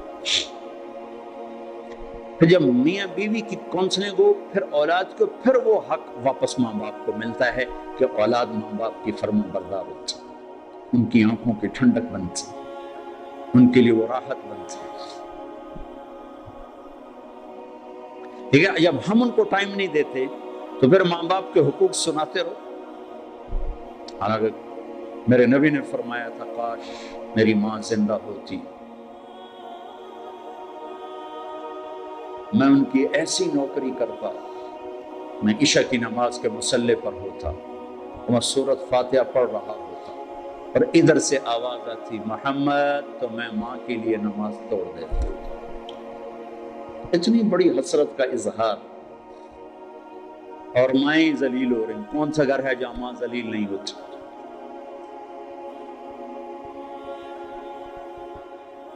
اتنی بڑی ہستی فرما رہے ہیں نماز توڑ دیتا۔ آخری حج میں جب ابوا کے قریب پہنچے، 60-70 ہزار کا مجمع تھا آپ کے ساتھ، اور قریب پہنچے تو اونٹنے کا رخ ماں کی قبر کی طرف پھیر دیا۔ وہاں ابوا میں قبر ہے حضرت آمنہ کی۔ سن 2000 میں گیا تھا، تو میں وہاں اس جگہ، وہ آدمی جا تو سکتا نہیں، کوئی رہبر ہو تو جا سکتے ہیں، تو اللہ نے ایک رہبر ٹکرا دیا تھا، تو میں وہاں پہنچا تھا۔ زندگی گزری سفروں میں ایسا سفر کبھی نہیں کیا۔ بیت اللہ کے اندر 2 دفعہ گیا، وہ کیفیت نہیں بنی جو حضرت آمنہ کی قبر پہ بنی۔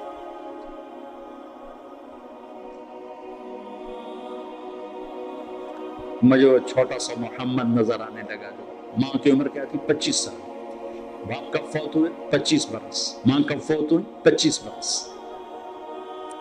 اور 3 افراد، ام ایمن، فاطمہ والدہ جناب رسول اللہ صلی اللہ علیہ وسلم۔ اچانک موت کا وار ہوا ہے، ممکن ہے ہارٹ اٹیک ہوا ہو، ممکن ہے جو کچھ پڑا ہے اس کے مطابق تو یہی خیال آتا ہے کہ بولا نہیں جا رہا تھا، کروٹ پہلو بدل رہی تھی، اس سے پتہ لگتا ہے شاید ہوا ہو، بولا نہیں جا رہا، اور آپ سہمے ہوئے پاس بیٹھ گئے، کیا ہوا کیا ہوا؟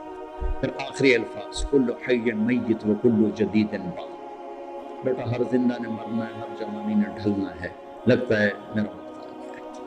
وقت ولدت طہرا، میں نے ایک پاکیزہ ہستی کو جنم دیا،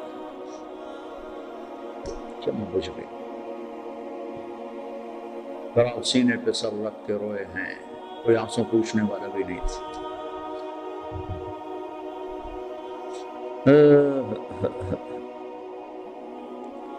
پتھر جوڑ کے وہاں نیچے اترے تو آپ پھر بھاگ کے اوپر چڑھ گئے۔ پہاڑ ہے اتنا اونچا، اس سے تھوڑا سا اونچا، پھر اوپر چڑھ گئے۔ ام ایمن پیچھے پیچھے دوڑی، تو اب ماں کی قبر سے لپٹ کے لیٹے ہوئے تھے ایسے۔ جب قریب آئیں تو آپ کہہ رہے تھے اماں تجھے تو خبر تھی تیرے سوا میرا کوئی نہ تھا، مجھے چھوڑ کے تو کہاں چلی گئی۔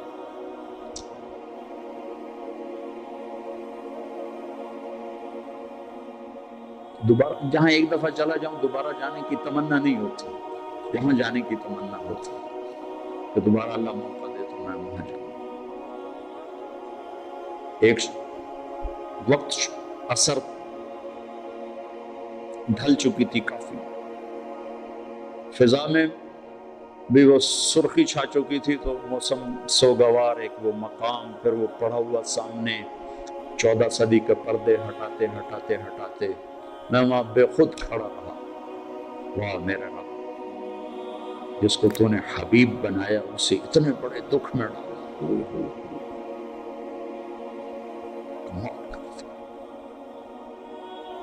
باپ دیکھا نہیں، بہن ہے نہیں، بھائی ہے نہیں، چلو مکے میں موت دے دیتا تو کوئی دادا دادی کو بھی تچا لیتا، جنگل میں موت تھی۔ کبھی اللہ تمہیں موقع دے تو دیکھنا جا کے ہو جائے۔ میں تو یہ واقعہ ہزاروں دفعہ سنا چکا ہوں، ہر دفعہ روتا ہوں، حالانکہ آدمی عادی ہو جاتا ہے ایک چیز جب بار بار سنتا سناتا ہے، لیکن مجھے نہیں یاد کہ یہ کہتے ہوئے کبھی میں آپ دیدہ نہ ہوں۔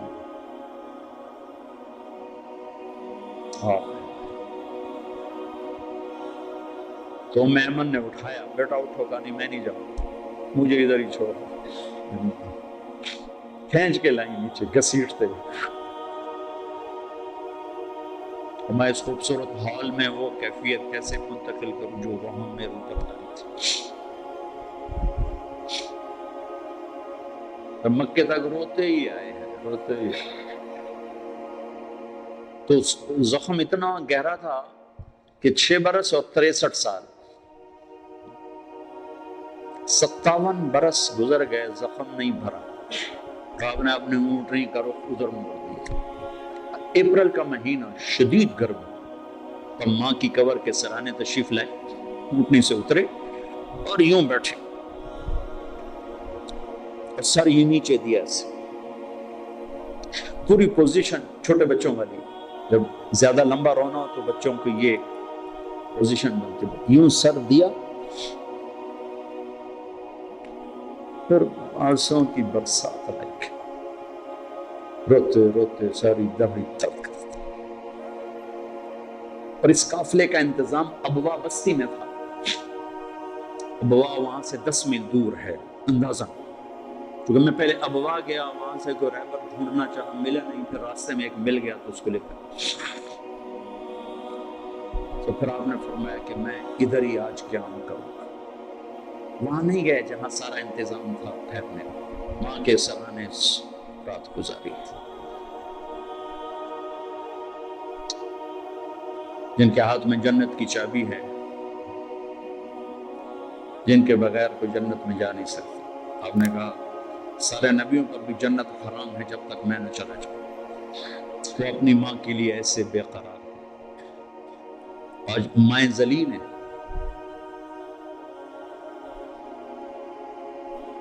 پوچھا گیا تھا میرے نبی سے قیامت کب آئے گی؟ کہا مجھے نہیں پتا، تب کوئی نشانی کہ جب مائیں ذلیل ہوں گی آ جائے گی، جب ماؤں کو ذلیل کیا جائے گا تو آ جائے گی۔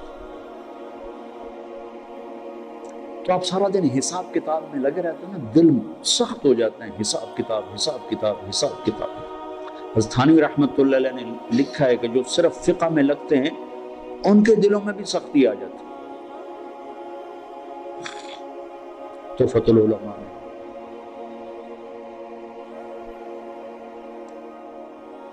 جو حساب کتاب ہے، فقہ بھی حساب کتاب ہے، یہ حلال یہ حرام، یہ حلال یہ حرام، یہ حلال یہ جائز یہ ناجائز، یہ شرط یہ فرض یہ واجب یہ سنت، جو نرمانے والی چیز تو قرآن و حدیث ہے۔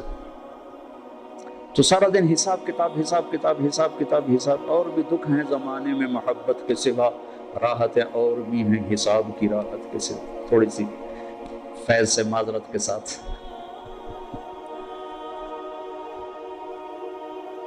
تو کچھ وقت نکالو اپنے اللہ کے لیے، رسول کے لیے، گھر کے لیے، بچوں کے لیے۔ پورا دین ہے، عبادت کا دین تو ہے ہی چھوٹا سا۔ پھر وہ بشاشت کے ساتھ اپنے دفتروں میں آؤ۔ میرے نبی نے فرمایا اگر نرمی کی کوئی شکل ہوتی تو دنیا میں اس سے حسین کوئی شکل نہ ہوتی۔ لو کان الرفق خلقا لما رأى الناس خلقا احسن منه۔ اور بد اخلاقی کی کوئی شکل ہوتی اور سختی کی کوئی شکل ہوتی تو اس سے بدصورت شکل کوئی دنیا میں نہ ہوتی۔ وَلَوْ كَانَ الْعُنْفُ خَلْقًا لَمَا رَأَى النَّاسُ خَلْقًا أَقْبَحَ مِنْهُ۔ اگر سختی اور بد اخلاقی کی کوئی شکل ہوتی تو اس سے بدصورت کوئی شکل نہ ہوتی، نرمی کی کوئی شکل ہوتی تو اس سے حسین کوئی شکل نہ ہوتی۔ میرے اللہ نے اپنے حبیب جیسی ہستی سے فرمایا فَبِمَا رَحْمَةً مِّنَ اللَّهِ لِنْتَ لَهُمْ۔ میرے محبوب یہ تیرے رب کا کرم ہوا، بہت بڑا کرم ہوا کہ آپ نرم ہو گئے۔ اللہ نے اپنے نبی پہ احسان جتلائے، أَلَمْ يَجِدْكَ يَتِيمًا فَآوَىٰ وَوَجَدَكَ ضَالًّا فَهَدَىٰ وَوَجَدَكَ عَائِلًا فَأَغْنَىٰ أَلَمْ نَشْرَحْ لَكَ صَدْرَكَ وَوَضَعْنَا عَنكَ وِزْرَكَ الَّذِي أَنقَضَ ظَهْرَكَ وَرَفَعْنَا لَكَ ذِكْرَكَ إِنَّا أَعْطَيْنَاكَ الْكَوْثَرَ۔ یہ مختلف جگہ پر اللہ تعالیٰ نے اپنے نبی پہ احسان جتلائے، جو احسان نرمی کا جتلایا ہے نبوت کا بھی ایسا نہیں جتلایا۔ وَكَانَ فَضْلُ اللَّهِ عَلَيْكَ كَبِيرًا، یہ نبوت کا احسان ہے۔ اور جب کہا میرے نبی آپ کو میں نے نرم بنایا، آپ کو میں نے نرم بنایا، اس کو کیسے بیان کیا؟ فَبِمَا، ماں کا ترجمہ میں یوں کرتا ہوں کہ یہ اپنے بازو مشرق مغرب میں پھیلا دوں اور شمال جنوب میں پھیلا دوں اور یہ زمین آسمان کی طرف پھیلا دوں تو بھی ماں کی وسعت اس سے زیادہ ہے۔ ماں میرے حبیب لا محدود رحمت آپ کی طرف متوجہ ہوئی اور آپ نرم ہو گئے۔ اچھا، اتنے بڑے حبیب جو قاب قوسین او ادنا، اتنے بڑے حبیب جو رحمت للعالمین کا ٹائٹل لیے ہوئے، اتنے بڑے نبی جو काफ़तल लिन्नास बशीरुम व नज़ीरा हूँ, जो खातमुल मुरसलीन हूँ।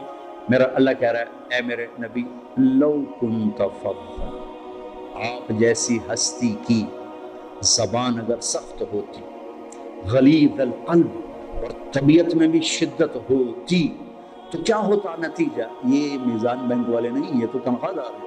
ये तेरे जान निसार, तेरे ऊपर परवाना वार कुर्बान होने वाले, लन फज़्ज़ू मिन हौलिक, ये सब आपको छोड़ के चले जाते। महबूब मुस्तफ़ा जैसी हस्ती में सख्ती होगी तो लोग छोड़ जाएंगे। छोड़ने वाले कौन? सहाबा। कौन सहाबा? कुल्लन वअदल्लाहुल हुस्ना, ऐ मेरे नबी, मेरा वादा तेरा, कोई साहबी जहन्नम में नहीं जा सकता, सब जन्नती। जन्नती लोग महबूब मुस्तफ़ा अखलाक सख्त होंगे तो छोड़ जाएंगे। तारिक जमील के अखलाक सख्त होंगे तो इसकी तो औलाद इसे छोड़ जाएगी, नौकर कहाँ है?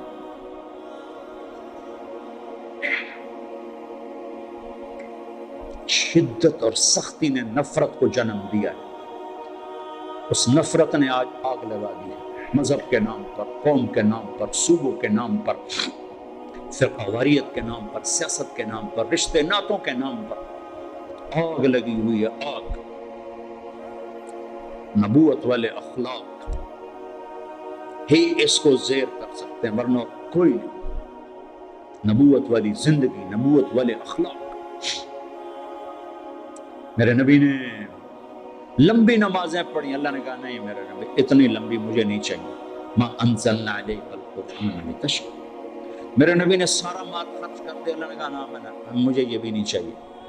ला तबसुतहा कुल्लल बस्त, मेरे नबी ने तबलीग में ज्यादा दुख दर्द दिखाया तो अल्लाह ने उससे भी रोक दिया। फला तज़हब नफ्सुका अलैहिम हसरात, तीन बड़े दावत। हम तबलीग के दाई हैं, कभी तबलीग में वक्त लगाओ, ये बनने की मेहनत है, सुधरने की मेहनत है, तरबियत की मेहनत है, पूरी दुनिया में दीन जिंदा करने की मेहनत है। ठीक, अल्लाह का मेरे नबी दरमियान में काम करो। लंबी नमाज पाँव में वरम नहीं, दरमियानी नमाज पढ़ो। सारा माल उठा के दे दिया, माल क्या था? कुछ भी नहीं था। कुर्ता एक साहबी को पसंद आया, जी मुझे बड़ा अच्छा लग रहा है, मुझे दे दे। आपने उतार के वो भी दे दिया। नमाज का वक्त आया तो कुर्ता ही कोई नहीं, नमाज पढ़ाने के लिए बैठे हुए हैं, नमाज का वक्त तंग हो रहा है। एक अंसारी औरत के पास पैगाम भेजा, उसने चादर भेजी, वो चादर ओढ़ के आपने नमाज पढ़ाई तो फिर अल्लाह ने ये आयत उतारी, मेरे महबूब ऐसे ना करके फिर खुद तंग होकर बैठ जाए। तो तीन बड़े काम है, माल खर्च करना, नमाज पढ़ना, दावत देना। तीनों में अल्लाह ने कहा एतदाल, एतदाल, एतदाल। लेकिन जब मेरे नबी ने अखलाक में परवाज दिखाई तो अल्लाह ताला यहाँ भी कह देता, जरा बोला हाथ रख, जरा आँख। ये नहीं अफसरान कहते अगर हम ढील दें तो फिर ये काम नहीं करते। सारे मुल्क है जो अगर ढील दें तो काम नहीं करते, जरा आंख ना दिखाएं तो काम नहीं करते। हे जब मेरे नबी ने आंखें झुकाई दिखाने की बजाय और अखलाक की परवाज दिखाई तो मेरे अल्लाह ने शाबाश दी। मेरे महबूब आपका रब आपको शाबाश देता। मैं इन्ना का तर्जमा करता हूँ शाबाश। आपका रब आपको शाबाश देता है कि आपके अखलाक बड़े बुलंद हैं। ये नहीं कहा इन्नका लज़ू खुलुक़िन अज़ीम, ये कहा है इन्नका लअला। आपके अखलाक बुलंद है, ये नहीं कहा इन्नका लअला। ऐ मेरे महबूब आप तमाम अखलाक पे छा गए। बुलंदी अखलाक में इम्कान है कोई एक आध चीज रह गई हो, लेकिन आला का मतलब है कि मेरे महबूब इंसानी तख़य्युल तसव्वुर में जितने अखलाक हैं सब आपकी बांदी बन चुके, आप उन पे छा चुके। और साथ कसम उठा के ज़र्ब लगाई, नून वल क़लम वमा यस्तरून, मुझे कसम और कलम और उसकी तहरीर की। उस पर इन्ना और लाम को जमा करके दूसरी कसम बनाई। शाबाश, जबरदस्त अखलाक है। इतने बड़ी तारीफ के बाद ज़ू की बजाय अला तारीफ की इंतहा, आगे कोई इंतहा है नहीं। फिर मुतालबा किया वक़्फ़ जनाह लिल मुमिनीन, ईमान वालों के आगे बिछ जाओ मेरे महबूब, बिछ जाओ। बोला ना, ये आयत मैं तफसीरों से नहीं समझा। ये जनाह का लफ्ज आता है, जनाह पर, साढ़े कोई पर है तो लगा पर बिछा दो। पर बिछाने का तो मैं ये मुफ्ती साहब को बताऊं, छोटे मुफ्ती साहब को, तो मैं जब कॉलेज पढ़ता था, हमारा गांव था दरिया रावी के किनारे, راوی کے کنارے. تو جب ہم گھر جاتے تھے اپنے گاؤں لاہور سے تو سارے کزنز مل کر ہم شکار کھیلنے جنگل میں چلے جاتے تھے. تو 8 دن 10 دن ہم جنگل میں رہتے تھے. تو راشن، آٹا، دالیں، نوکر، بندوقیں، کارتوس، ہر شے ساتھ ہوتی تھی. تو وہ ایک چاچا سردارہ ہوتا تھا مرحوم، اس کے 2 کوٹھے ہوتے تھے، ایک پہ ہم قبضہ کر لیتے تھے. تو وہ تیتر کا شکار ہوتا تھا. تو جب وہ تیتر کو لگتا تھا نا فائر، وہ کارتوس تو جنگل میں کہیں خالی جگہ آ جاتی تھی. تو چاچا سردارہ مرحوم تیتری کی آواز نکالتا تھا. وہ بیچارے تیتر پھنس کے آ جاندے ہیں. وہ ایک جھاڑی کے پیچھے بیٹھ کے تیتری کی آواز نکالتا. تو وہ جھنڈ کے جھنڈ ایسے غول کے غول تیتروں کے باہر نکلتے. بہت تیتر ہوتے تھے اس وقت. تو پھر ہم ٹھا ٹھا ٹھا ٹھا فائر کرتے تھے. وہ ہوتے تھے چھرے، وہ کارتوس. تو کسی کو 1 لگا، کسی کو 2، کسی کو 3. تو وہ یوں اڑتا تھا، تھوڑی سی ہمت ہوتی تھی، پھر گرتا تھا. گر کے اس کے پر بے بسی سے یوں پھیلتے تھے اور ٹانگیں پیچھے چلی جاتی تھی. سر یوں ہو جاتا تھا، پر یوں ہو جاتے تھے. اور اپنی زبان سے گویا کہہ رہا ہے کہ ہوں بے شک کباب بناتے ہمیں سالن بنا، ہوں میرا بس کوئی نہیں رہ گیا. یہ جناح کا لفظ میں یہاں سے سمجھا کہ اللہ یوں کہہ رہا ہے کہ لوگوں کے سامنے ذبح ہو جائے، بچھ جا، ذبح ہو جائے. پھر یہی لفظ اللہ نے ماں باپ کے لیے استعمال کیا، وَخْفِضْ لَهُمَا جَنَاحَ الذُّلِّ مِنَ الرَّحْمَةِ. اپنے نبی سے کہا امت کے سامنے بچھ جا، اولاد سے کہا ماں باپ کے آگے بچھ جا. وَبِالْوَالِدَيْنِ إِحْسَانًا إِمَّا يَبْلُغَنَّ عِندَكَ الْكِبَرَ أَحَدُهُمَا أَوْ كِلَاهُمَا فَلَا تَقُل لَّهُمَا أُفٍّ وَلَا تَنْهَرْهُمَا وَقُل لَّهُمَا قَوْلًا كَرِيمًا وَاخْفِضْ لَهُمَا جَنَاحَ الذُّلِّ مِنَ الرَّحْمَةِ وَقُل رَّبِّ ارْحَمْهُمَا كَمَا رَبَّيَانِي صَغِيرًا من الرحمة. پرندہ تو بے بس ہو کے پر بچھاتا ہے، تو خوشی سے بچھا، محبت سے بچھا.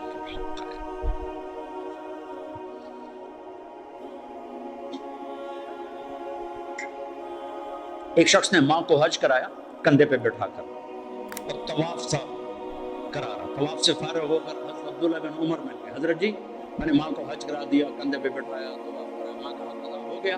تو ان کا بھی تو ایک سانس کا حق ادا نہیں، ایک سانس. ولا زفرۃ واحدہ، لمبا سانس. تھک کے جب سانس لیا جب کو زفرہ کہتے ہیں. کہ تیری ماں تجھے پال پال جو تھکتی تھی نا، لمبا سانس لیتی تھی، جو اس نے لاکھوں سانس لی ان میں سے ایک سانس کا حق بھی ادا نہیں ہوا. کہا وَخْفِضْ جَنَاحَكَ لِلْمُؤْمِنِينَ، بچھ جا ایمان والوں کے آگے. زندگی جو ٹریول کرے گی وہ اخلاق کے ساتھ کرے گی، عبادات کے ساتھ بیس بنے گی.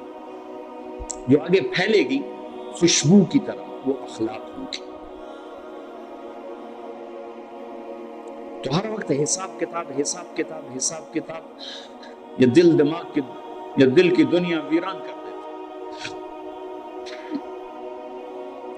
تو کچھ وقت نکالو بھائیو، اپنے نبی کی سیرت پڑھو، اپنے بچوں کو سناؤ.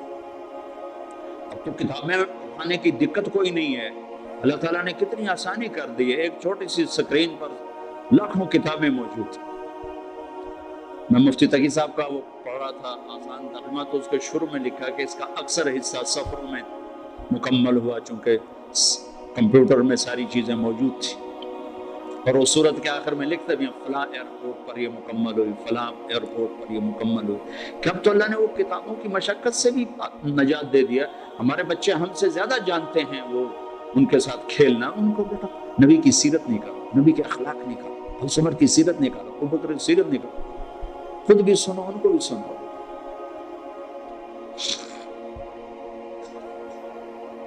دنیا سے جاتے ہوئے اس طرح جائیں کہ اللہ راضی ہو، اللہ کا رسول راضی ہو. باقی اللہ تعالیٰ آپ کی محنت کو قبول فرمائے. بہت بڑی آپ نے عرفان صاحب کو میں سلام پیش کرتا ہوں کہ، اور خاص طور پر ان کی بیگم کو جو کہ وہ بھی ہمارے ساتھ حج میں تھی، تو یہ فرما رہے ہیں کہ پہلے انہوں نے ان کا ذہن بنایا. اور جہاں میاں بیوی دونوں ایک ذہن ہو جائیں تو کام میں طاقت ہو جاتی. جیسے حضرت خدیجہ کو سنبھالا اللہ کے نبی جب آئے پریشان ہو کر تو سنبھالنے والی حضرت خدیجہ بنی، اپنا مال بھی لگا دیا، اپنی جان بھی لگا دی۔ تو نبیوں کے بعد سب سے پہلے جس سے اللہ نے سلام بھیجا وہ خدیجہ ہے۔ جبریل آیا، یا رسول اللہ تعالیٰ خدیجہ کو سلام پیش کر دیا۔ اس کے بعد ابو بکر کو سلام آیا تبوک کے موقع، سب سے پہلے سلام حضرت خدیجہ کو آیا مکہ، کہ اللہ تعالیٰ خدیجہ کو سلام پیش کر دیا۔ جب آپ آئے نا گھبرائے ہوئے، پریشان نہیں، بعد میں جب یہ آیت ہے یا ایھا المدثر قم فانذر وربک فکبر وثیابک فطہر والرجز فاہجر ولا تمنن تستکثر ولربک فاصبر، تو آپ نے کہا خدیجہ انقطع یوم النوم والراحہ، خدیجہ میرے کھانے اور میرے سونے اور آرام کے دن گئے۔ میرا اللہ تعالیٰ کہہ رہا ہے میں لوگوں کو بلاؤں، دعوت دوں، من ادعو من یستجیب، کسے دعوت دوں، میری کون سنے گا؟ گھبرائے ہوئے تو اس خدیجہ نے کہا انت اول من تدعو وانا اول من استجیب، آپ دعوت دینے میں پہل کریں، میں لبیک کہنے میں پہل کرتی ہوں۔ تو عرفان صاحب سے زیادہ میں ان کی بیوی کو سلام پیش کرتا ہوں، چونکہ وہ ان سے بھی ملاقات ہوئی حج میں، تو یہ جنہوں نے ان کو یہ ذہن دیا، پھر یہ اٹھے، پھر اللہ نے مفتی تقی صاحب جیسا ہمیں سرمایہ دیا۔ ہاتھی کے موت سے جب کوئی پوچھتے ہیں نا، چونکہ کچھ علماء اب بھی بات کرتے ہیں، تو میں کہتا ہوں یار ہاتھی کے پاؤں میں سب کا پاؤں، مفتی تقی صاحب نے جب کہہ دیا ہے تو پھر وللضالین آمین۔ اتنا بڑا آدمی میری نظر میں بر صغیر میں یعنی معاملات میں اتنی بڑی نظر رکھنے والا میری نظر میں اور کوئی آدمی نہیں۔ تو جب وہ اللہ کے فضل و کرم سے پھر ان کے بیٹے ماشاءاللہ انہی کے نقش قدم پر ہیں اور انہی کی طرح محنت کر رہے ہیں ماشاءاللہ ماشاءاللہ، وہ ہے کیا ہے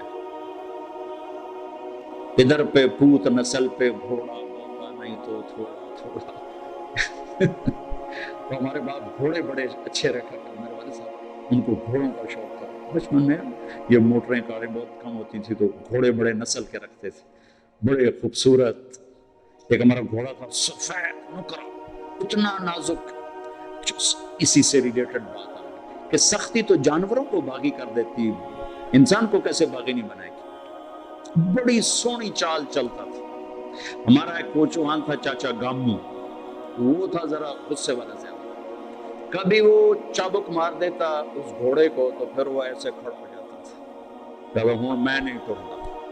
واللہ میں آپ کو آنکھوں دیکھا بتا رہا ہوں، سنا نہیں بتا رہا، آنکھوں دیکھا بتا رہا ہوں۔ ہم چھوٹے چھوٹے تھے، وہ ٹانگے پہ تھے، تو چاچا گامو نے اس کو چابک مار دی تو ایسے سیدھا ہو، پھر اس کا طریقہ ہوتا تھا بھائی کوئی لگام چھوڑو چل پڑے، نہیں، پھر ہوتا تھا وہ ٹانگے کے پہیے کو دو آدمی سے گھماتے تھے، وہ ٹانگے کا پہیہ گھما وہ اور آکڑ گیا، تو چاچا گامو گیا، اس نے پگڑی اتاری، واللہ اس کے پاؤں میں رکھ کر کہنے لگا ہونتا ٹور پاؤ۔ یہ میں نے آنکھوں سے دیکھا ہے، اور یہ کہہ کر آ کر بیٹھا تو گھوڑا چل پڑا، کہا ہاں ٹھیک ہے اے ٹھیک ہے۔ اب آپ لوگوں کو چابک سے چلاؤ، اولاد کو چابک سے چلاؤ، بیوی کو ہنٹر سے چلاؤ، کیسے چلے؟ محبت دو، محبت۔ اللہ اقبال کی قبر روشن کرے، ایسا شاعر نہ میں نے اردو میں دیکھا نہ عربی نے نہ فارسی میں، عجب شاعر تھا۔ یقین محکم عمل پہ ہم محبت، تین کام کر لو، کیا ہے؟ فاتح عالم، پوری دنیا فتح کر لو۔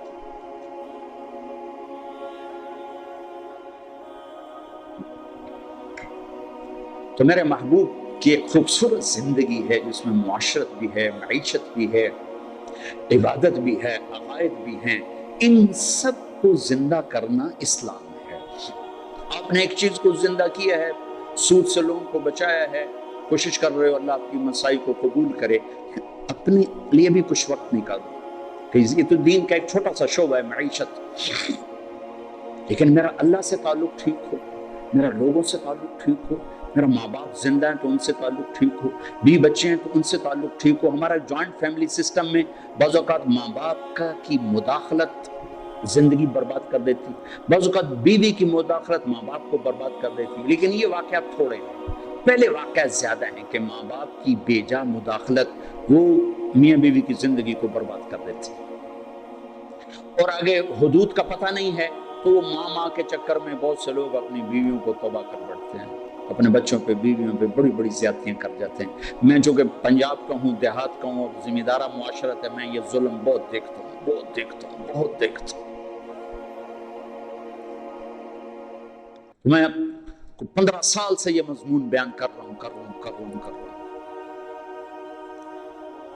کتنی زیادہ ٹریفک ہو، لائن میں چل رہی ہو تو کوئی ٹریفک نہیں پھنستی، لیکن اگر ایک دوسرے کی لائن میں گھس جاؤ تو کھلوتے ہو ان سارے دن۔ تو ساس بہو کے اندر کی حدود میں جانا چاہتی، بہو ساس کی حدود میں جانا چاہتی ہے، سسر میاں بیوی کی زندگی میں آنا چاہتا ہے، وہ اس کی زندگی میں آنا چاہتے ہیں، تو 4 گاڑیاں پھنس جاتے، ٹریفک رک جاتا۔ 1,00,000 گاڑی اپنی لائن میں جا رہی ہو، کوئی ٹریفک نہیں بند ہوتا۔ تو میرے نبی نے زندگی بتائی ہے، بیوی کا اپنا حق ہے، ماں باپ کا اپنا حق ہے۔ میرے ماں باپ کی وجہ سے میری بیوی بے عزت نہ ہو، میری بیوی کی وجہ سے میرے ماں باپ بے عزت نہ ہو، بہن بھائیوں کی وجہ سے بیوی کا رشتہ خراب نہ ہو، بیوی کی وجہ سے بہن بھائیوں کا رشتہ خراب نہ ہو۔ اس کو بیلنس کرنا۔ آپ کے تو بینک کا نام ہی میزان ہے، بڑا خوبصورت نام رکھا ہے، عدل، ترازو۔ تو بیلنس آف لائف میرے نبی سے ملے گی اور کہیں سے نہیں ملے گی، کہ کس طرح آپ نے بیلنس کر کے دکھایا ہے ہر چیز کا۔ یہ تبلیغ اس کو سیکھنے کی محنت، تو اس میں ٹائم بھی دو، جب اللہ موقع دے تبلیغ میں وقت لگائیں، اس سے انشاءاللہ آپ کو ہمت ملے گی، قوت ملے گی۔ اور اپنی روزمرہ کی زندگی میں آخری ایک بات کر کے ہم دعا کرتے ہیں۔ ابو دجانہ رضی اللہ تعالیٰ عنہ کا قول سنتے ہیں۔ ابو دجانہ ایک صحابی ہے جو بڑے صحابہ میں شمار ہوتے ہیں، اور جنگ بدر سے لے کر آخری حج تک ساتھ رہے۔ ایسے صحابہ چند سو ہوں گے، 1000 نہیں، چند سو، کہ جو جنگ بدر سے لے کر آخری حج تک ساتھ رہے ہوں۔ یہ 1.5 لاکھ میں چند سو ہوں گے، 1000 میں چند سو، ان میں سے ایک آدمی ہے ابو دجانہ۔ ایک بات ہو گئی۔ دوسری بات، یہ صحابی ہیں اور اللہ نے کہا کلن وعد اللہ الحسنى، سب کے لیے جنت کا وعدہ، صحابہ۔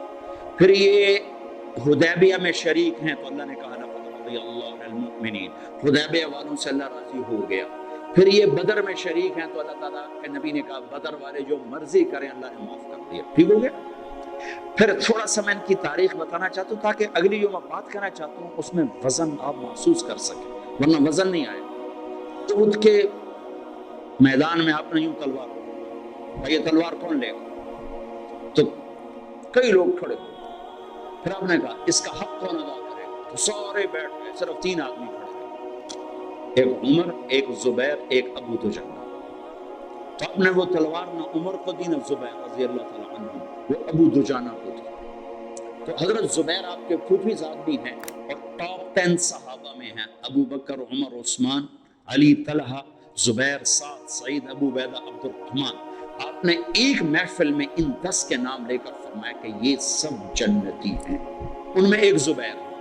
کہنے لگے میں پھوپھی کا بیٹا، شجاعت کی دھاک بیٹھی ہوئی، مجھے نہیں دی، اس کو کیوں دی؟ اب میں دیکھوں گا یہ کیا کرتا ہے۔ تو ابو دجانہ رضی اللہ عنہ نے صبح پگڑی باندھی، مرنے کی تمنا، خون و خون ہونے کے بعد وَأَنَا الَّذِي عَاهَدَنِي خَلِيلِ وَنَحْنُ بِالصَّفْحِ لَدَى النَّخِيلِ اللہ اقوم الدہر بالقیول وَأَضْرِبْ بِسَيْفِ اللَّهِ وَرَسُولِهِ، کہ میں وہ ہوں جس نے اپنے نبی کے ساتھ وعدہ کیا ہے کہ پہلی صف میں کھڑے ہو کے لڑوں گا، پچھلی صف میں نہیں، اور اللہ اس کے رسول کی تلوار کا حق ادا کروں گا۔ اور ایک طرف سے حملہ کیا اور پورے قریش کے لشکر کو چیر کے پار نکل گیا۔ تو زبیر رضی اللہ عنہ حیران ہو، یہ کیا بڑا ہے۔ آگے ہندا اور عورتیں وہ بجا رہی تھی، ڈھول بجا کے نا قریش کو تیار کر رہی تھی، نحن بنات طارقی نمشی علی النمارق مشی القتل بوارق المسک فی المفارق والدر فی المخالق ان تقبلوا نعانقی وتدبروا نفارقی فراق غیر وامقی۔ یہ گانا گا رہی تھی کہ آگے بڑھو گے تو گلے لگائیں گی، پیچھے ہٹو گے تو تمہیں دھکا دے دے گی، مفہوم اس کا یہ ہے۔ تو جب ابو دجانہ بڑھے تو ساری عورتیں بھاگ گئیں، ہندا قابو میں آ گئے، تو آپ نے یوں تلوار اٹھائی اور اس کے مانگ پہ رکھی اس نے چیخ ماری، تلوار ہٹا، تو پیچھے زبیر تو پیچھے بھیج دیا، یہ کیا کیا؟ نبی کی تلوار ہے، عورت کے خون سے رنگین کرنا اس کی شان کے خلاف، واپس لے لی۔ پھر پیچھے ہٹے اور پھر مجمع کو چیر کے رکھ دیا۔ سامنے ایک ہاتھی جیسا قریشی لشکر میں تھا، لوہے میں ڈوبا ہوا، تو زبیر کہنے کہ میری جی میں اس سے ٹکر ہو تو پھر میں دیکھوں ابو دجانہ کیا ہے۔ اللہ کا کرنا ہوا، اسی سے آمنا سامنا ہو گیا۔ تھوڑی دیر کے لیے جنگ رک گئی، دونوں کی شجاعت اور جنگ ایسی خوبصورت کہ بہادری بھی اش اش پکار اٹھی، مسلمان بھی رو گیا، قریش بھی رو گیا، اور دونوں اپنی وہ رکن اسلام، وہ رکن کفر۔ آخر ابو دجانہ رضی اللہ تعالیٰ نے جو اس پر وار کیا، جو کندھے پہ لگا، اس طاقت سے تلوار چلی تو دو ٹکڑے میں رکھ کے یوں کہتا، دو ٹکڑے کر کے پھینک دی۔ لوہے کی ٹوپی جی نے یوں اتاری، ماتارا کیا دیکھ رہے ہو؟ انا ابو دجانہ، میں ہوں ابو دجانہ، اور یہ یمامہ میں شہید ہوئے۔ جب شکست ہو گئی مہاجرین کو، خالد بن ولید رضی اللہ عنہ وہ قائد تھے، چیف تھے، تو مہاجرین بھاگ گئے۔ زید بن خطاب شہید ہو گئے، جھنڈا ان کے ہاتھ میں تھا۔ پھر سالم مولا ابی حذیفہ شہید ہو گئے، جھنڈا ان کے ہاتھ میں تھا۔ پھر مہاجرین کے قدم اکھڑ گئے، تو خالد بن ولید نے حضرت برا سے کہا، برا ان لوگوں میں سے تھے جو ہاتھ اٹھاتے تھے تو رد نہیں کرتا تھا، کہ برا بن مالک تستر میں شہید ہوئے تھے۔ تو وہ کہنے لگے اخلصنا، ہمیں الگ کر، انصار کو الگ کر۔ تو انہیں آواز لگا، یا الانصار، یا الانصار، تو صرف 3000 مدینے والے اکٹھے ہوئے، 3000، اور ان کو لیڈ کیا ابو دجانہ، ثابت بن قیس بن شماس، کعب بن عجرہ، عباد بن بشر، برا بن مالک، ان 5 آدمیوں نے ان کو لیڈ کیا۔ 3000 نے 1,00,000 کے منہ پھیر دیا، اور ان میں سے ابو دجانہ شہید ہو گئے، عباد بن بشر شہید ہو گئے، ثابت بن قیس بن شماس شہید ہو گئے، کعب بن عجرہ کا ہاتھ کٹ گیا، اور برا بن مالک نے گیٹ کھول دیا، اور لشکر داخل ہوا، اور مسلمہ کذاب قتل ہوا۔ تھوڑی سی آپ کو میں نے تاریخ بتائی، آپ جانیں کہ ابو دجانہ کیا ہستی ہے۔ اب یہ ابو دجانہ ایک بات کرنے لگے، لوگوں ان ارجع عملی عندی، لوگوں میرے پاس بخشش کا سب سے بڑا عمل جس پر مجھے امید ہے بخشش کی۔ اب آپ ان کی ساری مختصر ہسٹری ذہن میں رکھیں، صحابی، بدری، احدی، شہید فی الیمامہ۔ لوگوں ان ارجع عملی عندی، میرے پاس بخشش کا سب سے بڑا عمل جس پر میں امید کرتا ہوں، انی ما آذیت احدا بلسان، میں نے آج تک اپنی زبان سے کسی کو دکھ نہیں پہنچا، ولا اجد فی قلبی غلا لاحد، اور میرے دل میں کسی کے بارے میں کوئی بغض نہیں ہے۔ ارے بھائی آپ تو بدر کے شریک ہیں، ہاں آپ تو احد والے ہیں، حدیبیہ والے بھی ہیں، آپ تو صحابی ہیں بالکل، لیکن بخشش کا عمل میرے پاس یہ ہے کہ میں نے آج تک اپنی زبان سے کسی کو دکھ نہیں پہنچایا، اور میرے دل میں کسی کا بغض نہیں ہے۔ آخری بات کرتے ہیں کہ اس زبان کو میٹھا کر دو، اللہ کی قسم یہ شہد سے زیادہ میٹھی ہے، اور 7 سمندر کے پانیوں سے زیادہ کڑوی ہے، یہ مکھن سے زیادہ نرم ہے، اور 2 دھاری تلوار سے زیادہ تیز ہے اور سخت ہے۔